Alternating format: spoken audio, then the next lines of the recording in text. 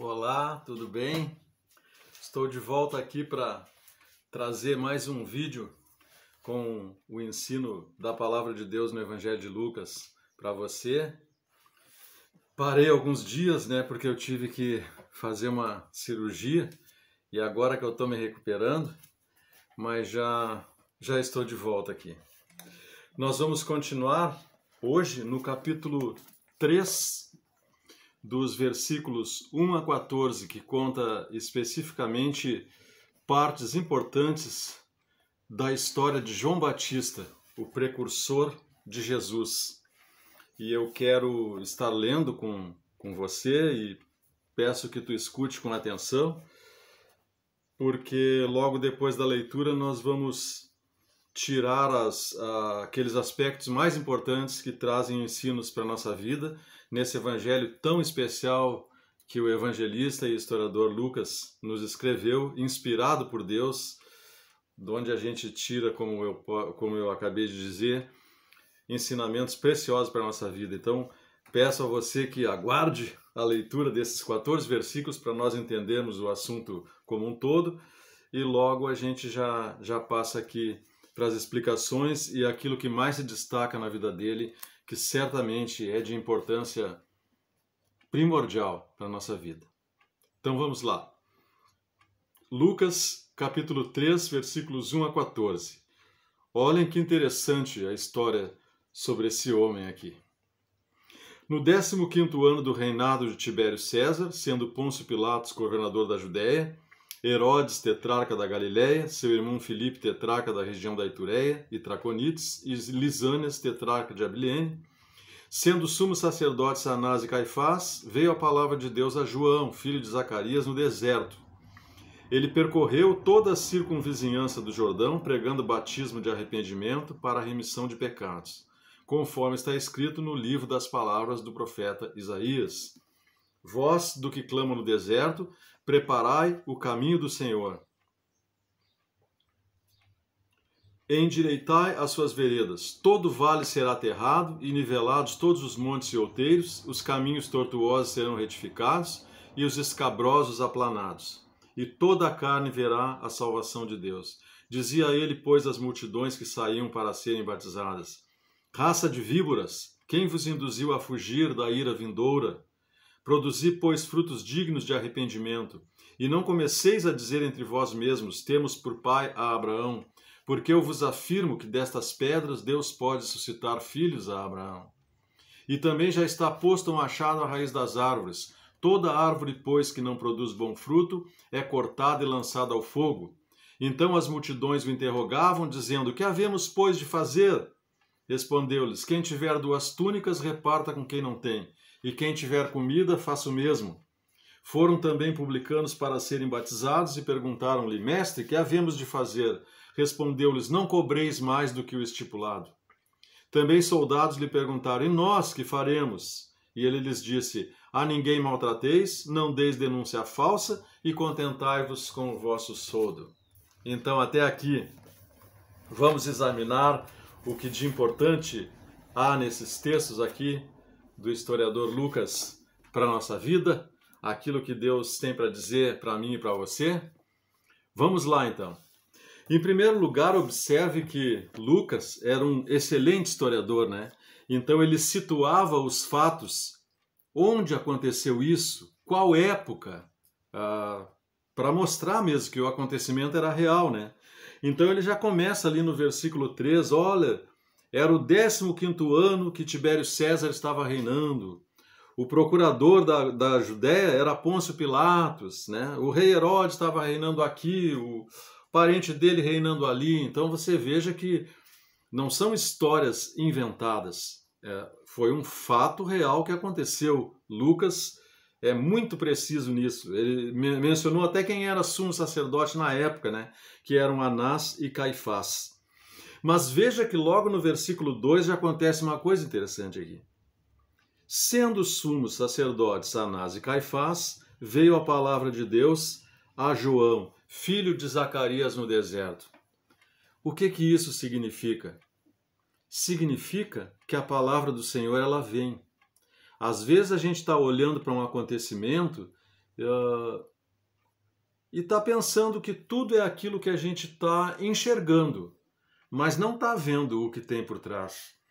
Alguém poderia, naquele dia ali, naquela época que João surgiu, pensar assim, Pôncio Pilatos é o governador aí, eu ouvi falar que o César está fazendo tal e tal coisa lá em Roma e que vai ter essas e essas consequências aqui para nós, ou seja, olhando tudo num plano natural, né? Como é a nossa vida, como hoje a gente também tem governantes, tem situações que acontecem, até aqui no Brasil tem acontecido umas situações, né, para muitos complicadas, né? Mas veja, Deus está por trás de tudo. O plano dele abarca qualquer época. E quando ele tem que chegar para executar alguma coisa, nada do que acontece no plano simplesmente e puramente humano é capaz de impedir.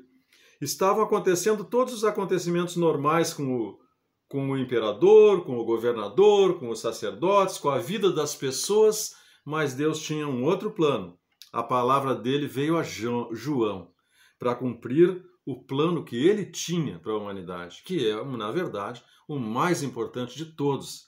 É com esse plano que nós precisamos estar alinhados. Tudo que a gente vive aqui vai passar, um dia vai passar. Ou a gente vai morrer, ou Jesus vai vir buscar a sua igreja antes, mas tudo vai passar. Agora as coisas eternas não passam. Jesus disse, né? Passará o céu e a terra, mas as minhas palavras não passarão. Que maravilha, né? Nós temos que estar antenados, como diz a própria palavra, nas coisas do alto, não nas que são aqui da terra. A gente vive aqui nesse plano, mas a nossa mente, nosso coração está além disso que se vê aqui, né? Que é o que Deus veio nos trazer. Então veja, no versículo 3 já diz que ele percorreu toda a circunvizinhança do Jordão, pregando batismo de arrependimento para a remissão de pecados. Então, quando João ouviu a palavra de Deus, né, que o Senhor Deus queria que ele passasse para as outras pessoas, ele já ia por toda aquela vizinhança do Rio Jordão, quilômetros e quilômetros, fazendo aquilo que Deus tinha mandado ele fazer. Veja a importância que João dava à palavra de Deus. Você dá importância à palavra de Deus? Pensa aí, raciocina um pouquinho na tua vida. Onde é que tu tem gastado teu tempo, né? João dava total importância à palavra de Deus. E o que Deus disse para ele fazer, ele já foi tratar de fazer, né? E veja também a importância para o próprio Deus que comissionou João. E a importância estava no que ele tinha que pregar? Batismo de arrependimento para a remissão de pecados.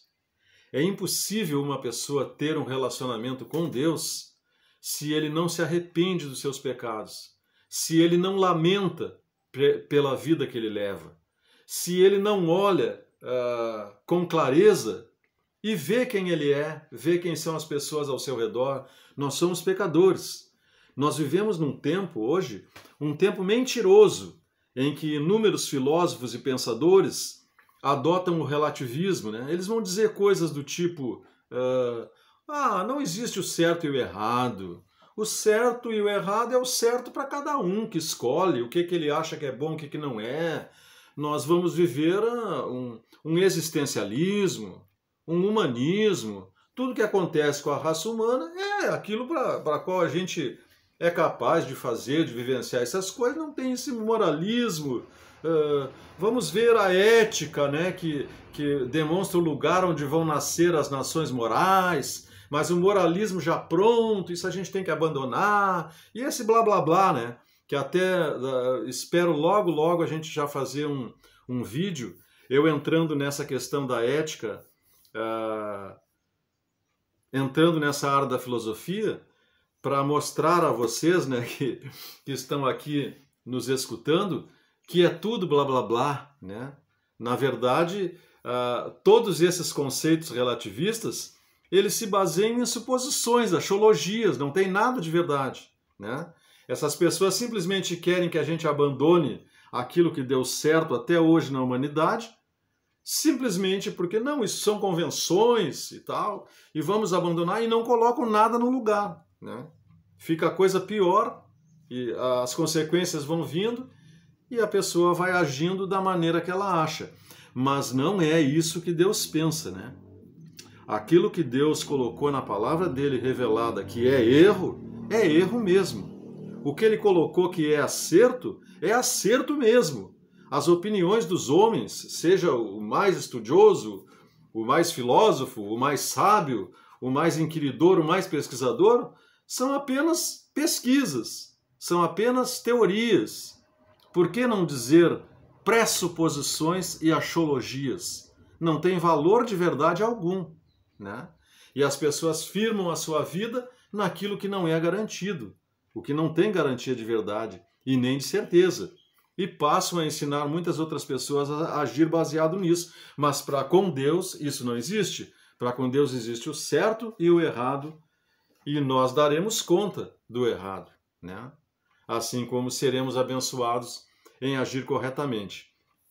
Para Deus, então, é muito claro, e não é homem algum que pode mudar isso, seja no século que for, que nós precisamos nos arrepender. Nós temos atitudes egoístas, nós amamos a nós mesmos em primeiro lugar, e nós muitas vezes não queremos ouvir o que ele diz, então nós somos pecadores, precisamos nos arrepender.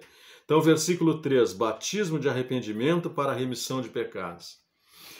E então Lucas cita um texto do profeta Isaías, que já tinha profetizado que João ia vir, muito antes que ele nascesse, cerca de 700 anos antes, que Isaías disse, né? Está no versículo 4 aqui de Lucas. Voz do que clama no deserto, preparai o caminho do Senhor, endireitai as suas veredas, todo vale será aterrado e nivelados todos os montes e outeiros, os caminhos tortuosos serão retificados e os escabrosos aplanados, e toda a carne verá a salvação de Deus. Então ele profetizou sobre a vida de João e disse que João iria ser o precursor do Messias, do Rei Jesus. Veja você que interessante é isso que ele colocou. Eu comprei esse livro aqui, ó, Notas e Comentários à Harmonia dos Evangelhos, do Egídio Gioia, consegui num sebo, porque não é mais editado, né? Uma preciosidade dessa, mas não é mais editada. Eu consegui na estante virtual. Veja que aqui o Egídio Gioia, ele conta que os monarcas da antiguidade, os reis da antiguidade, eles costumavam enviar adiante deles os seus servos e atalaias para removerem quaisquer obstáculos que viessem a impedir sua real passagem. Então veja, um rei da antiguidade, quando ele ia chegar em alguma cidade, né, algum estado e tal, ele já mandava uma comitiva antes, né, para ir preparando o caminho dele. E se tivessem buracos pelo chão, eles iam aterrar, e ia para o rei passar tranquilamente, né? Então era isso que os monarcas faziam. Agora vejam, João também veio precedendo um rei, o rei Jesus.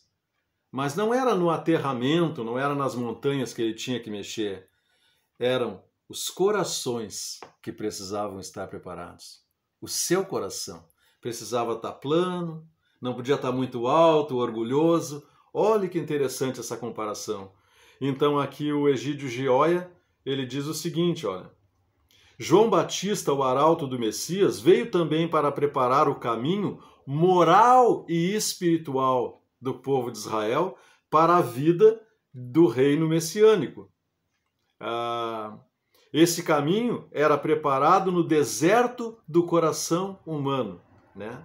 Então, o Messias aterra o pecado para todo sempre, arrasando as montanhas dos outeiros do orgulho, da vaidade, da soberba, endireitando as veredas tortuosas do pecado. Então veja, né? Quando um rei ia visitar uma cidade naquela época, né, era preparado todo o lugar por onde o rei ia passar.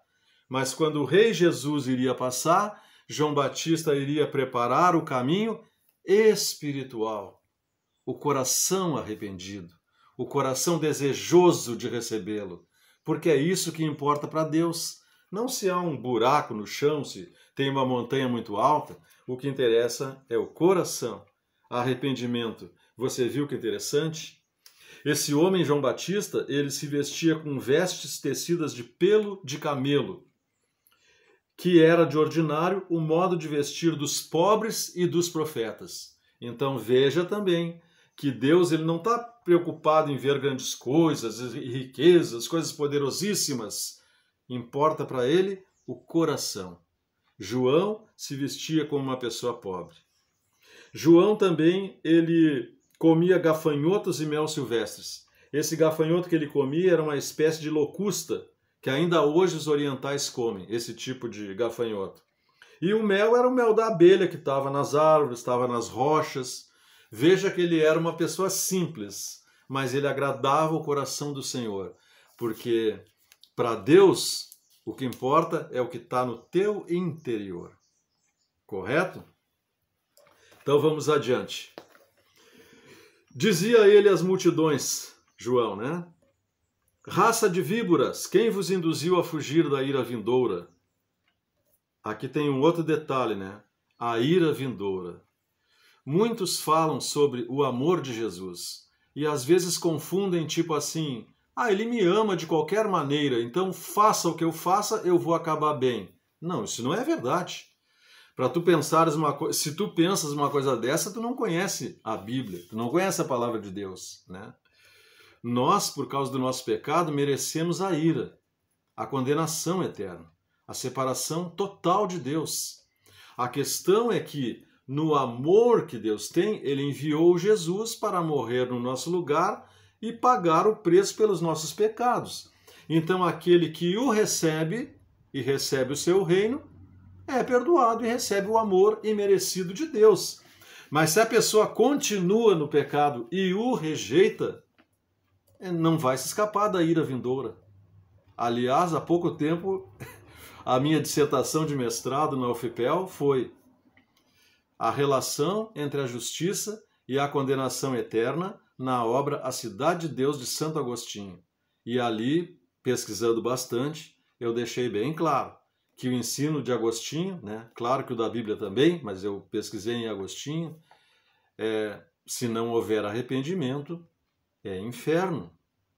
A coisa é feia, né? Então veja aqui, ó. Quem vos induziu a fugir da ira vindoura? Então João diz, produzi, pois, frutos dignos de arrependimento, e não comeceis a dizer entre vós mesmos, temos por pai Abraão. O judeu achava que só porque ele era descendente de Abraão que ele já tinha a salvação garantida. Seria a mesma coisa de hoje eu dizer assim, eu pertenço a tal igreja, eu sou cristão porque meu pai era, minha avó era, meu avô era. Para Deus isso não tem valor algum.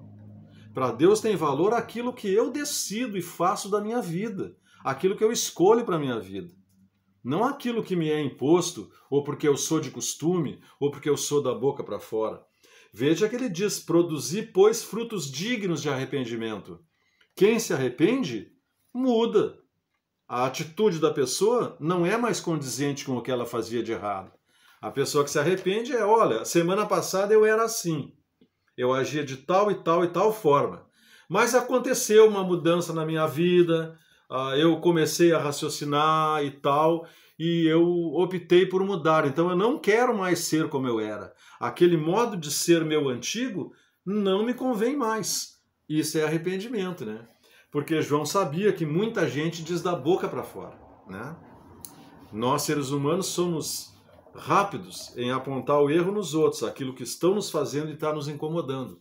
Mas a gente fecha os olhos para olhar o que a gente incomoda os outros. É fácil olhar o que os outros nos fazem, mas é difícil olhar o que a gente faz para os outros, né? Mas é necessário essa autoavaliação. E João continua dizendo assim, não continueis a dizer a vós mesmos, temos por pai Abraão, porque eu vos afirmo que dessas pedras pode suscitar Deus filhos a Abraão.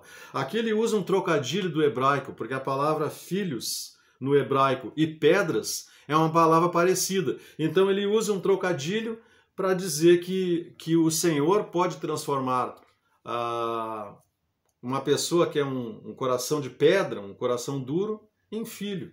Mas é necessário que a pessoa queira. Por isso eu te pergunto, queres? Queres a verdade?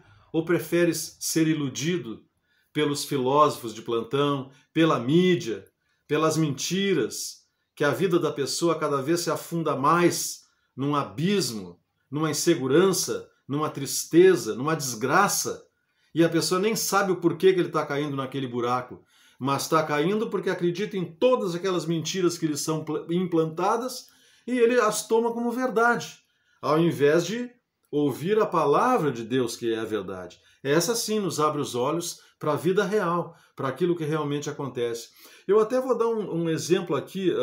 Quando se fala em filosofia na questão moral, né, de costumes morais, e vem aquelas histórias, mas o que é um valor aqui pode não ser lá num outro país, as pessoas têm costumes diferentes, eu não posso querer que um comportamento moral seja universal, né? Se aqui a humildade é bom, quem garante que a humildade lá num outro lugar seja bom também? Então tentam tirar o poder da moralidade, da coisa boa, dizendo que isso são apenas costumes que a gente pega, e não que isso tenha um valor real, né? Pergunto a você, tá? E eu acho que isso se adaptaria a qualquer país do mundo, a qualquer nação do mundo. Semana passada eu estava no hospital, né? Aí o meu sogro foi lá ajudar a cuidar de mim. Imaginem esse exemplo que eu vou dar aqui, tá? Tem uma pessoa mais idosa e tal que vai para o hospital, tá? Tá lá numa cama aqui na Santa Casa. Normalmente o acompanhante não tem cama para ele, né? Tem um sofá para ele se sentar. Ele vai ficar acompanhando o outro, mas não vai poder dormir, né? Ou se dormir, vai dormir no sofá, tá? Aí tem uma pessoa idosa lá, né, e tal, e aí um de nós vai ser acompanhante dessa pessoa. Aí a pessoa passou por uma operação, tá cheio de problemas. Aí vocês imaginam, por exemplo, que eu que sou acompanhante, ou você, a gente se deita na cama da pessoa e manda a pessoa que foi operada e está com problemas a se sentar no sofá. Você acha que isso é uma atitude correta? Se entrasse uma enfermeira lá, vai perguntar, mas o que esse cara está fazendo? Ele está louco fazendo isso com a pessoa que está doente? Se entrar um médico, a mesma coisa. Se entrar qualquer outra pessoa, a mesma coisa. O que isso significa? Que existe um valor moral, que eu tenho que me preocupar com a pessoa que está numa situação de maior doença do que a minha, ou que é mais idosa do que eu.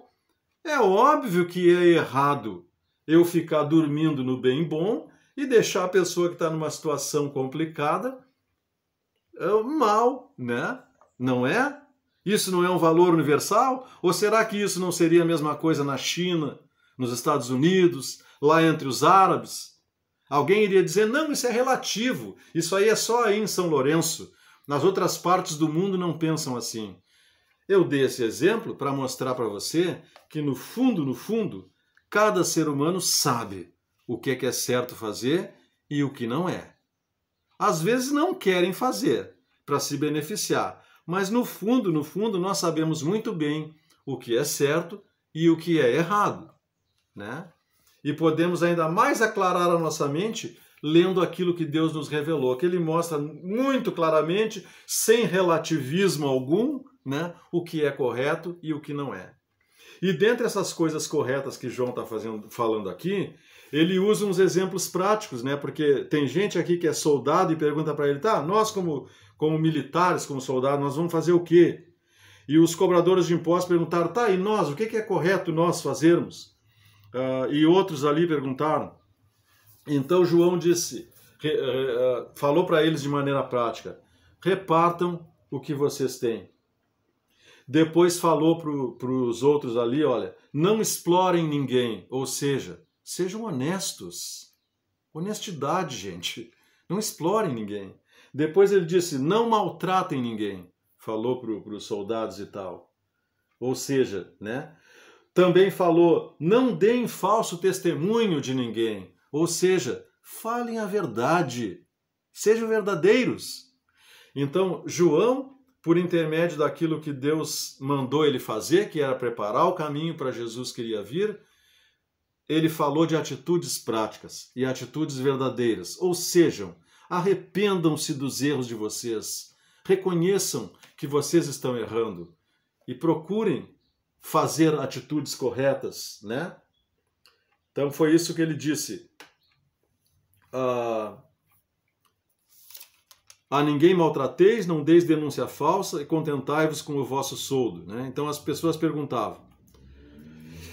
Então veja, para nós terminarmos aqui com João. Então, se a gente for resumir tudo isso, o que Deus deseja? O arrependimento. Ele sabe e nós sabemos que nós erramos em muitas coisas, mas aí ele nos traz a mensagem do arrependimento.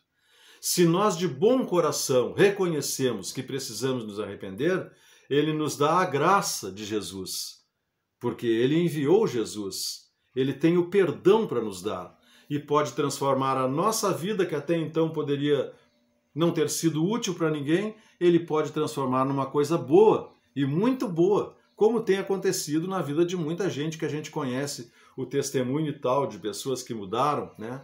Inclusive semana retrasada conheci um rapaz que teve até preso, né? Era envolvido com drogas e agora a vida dele é usada o tempo inteiro para abençoar outras pessoas. Ele não quer nem mais saber da vida que ele levava. Isso pode acontecer com qualquer um de nós. Deus muda qualquer situação, mas é necessário o arrependimento. Você está disposto a se arrepender? Você está disposto a dizer: eu aceito o teu reino, Senhor, eu vou aceitar aquilo que tu diz que é verdade, não vou mais cair nessas mentiras dos que tentam me iludir, que eu posso fazer tudo que eu quiser, que não vai dar nada, que não vai ter consequência. Então, o que tu me diz? Bom, para terminar, né? Já vou terminar. Eu gostaria que, se você quiser que eu aborde assuntos espinhosos, tipo: se Deus é bom e todo-poderoso, por que permite que sua criatura sofra? Quem foi a mulher de Caim? Assuntos sobre as religiões, dificuldades da Bíblia, que, puxa, eu sempre tive uma dúvida que eu não consegui entender aquilo ali e tal. Ou se você quiser que eu dê dicas sobre evangelismo, como a Bíblia vê até nós, qualquer coisa nesse assunto mais amplo, teológico e também filosófico, se você tiver dúvidas ou quiser que eu traga alguns assuntos interessantes, como defender a fé cristã, né, perante o ceticismo, perante o ateísmo, perante o agnosticismo, coloque lá no YouTube, diga: Osni, gostaria que tu falasse tal e tal coisa aí, eu gostaria que tu me tirasse essa dúvida e tal. Faça isso, coloca lá no YouTube que eu vou tentar responder e trazer também esses assuntos à medida que a gente vai falando. Não vou deixar de seguir o nosso ensinamento do Evangelho de Lucas, mas eu posso fazer uns vídeos extras, de repente na metade da semana, para tratar desses assuntos que sejam úteis para você, ok? Então até o próximo vídeo. Um bom final de dia para você.